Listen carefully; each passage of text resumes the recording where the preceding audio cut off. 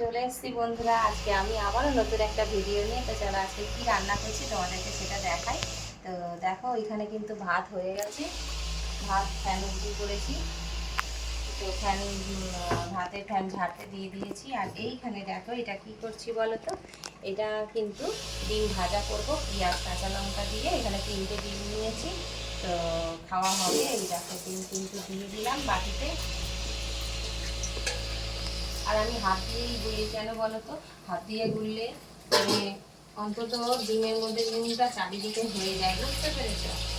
তো সেই কারণে কিন্তু আমি হাত দিয়েই গুলি।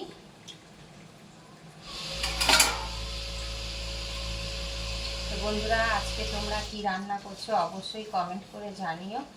আর আমি তো এটাই রান্না করছি, ডিম ভাজা হবে। তো ডিম ভেজে ভাত খাবো বলে ভাতে আলু সেদ্ধ দিয়েছি। আর এটা সকালের টিফিন। তো বন্ধুরা, এখন ডিমটা ভাজা হোক, চলো দেখতে থাকো। দেখো এটা কিন্তু আলু বাটছি। তো কি দিয়ে বেটেছি আলুটা বলো তো?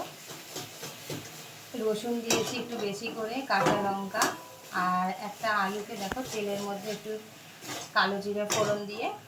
আর এইখানে দেখো আলু বাটা করছি। তো তোমরা কারা কারা এরকম আলু বাটা খাও গরম ভাত দিয়ে অবশ্যই জানিও। আমরা তো প্রায় সময়ই খাই, খুবই ভালো লাগে। তোমাদের কীরকম লাগে বন্ধুরা? যদি না খেয়ে থাকো তাহলে অবশ্যই একবার ট্রাই করো, তো ভীষণ ভালো লাগে জানো তো। এই দেখো এটা পুরো একটু ভাজা ভাজা হবে। বেশি করে রসুন কাঁচা লঙ্কা দিলে কিন্তু এটা খেতে খুবই ভালো লাগে গরম ভাত দিয়ে। তো বন্ধুরা চলো আমি করে নিই, আবারও দেখা হচ্ছে।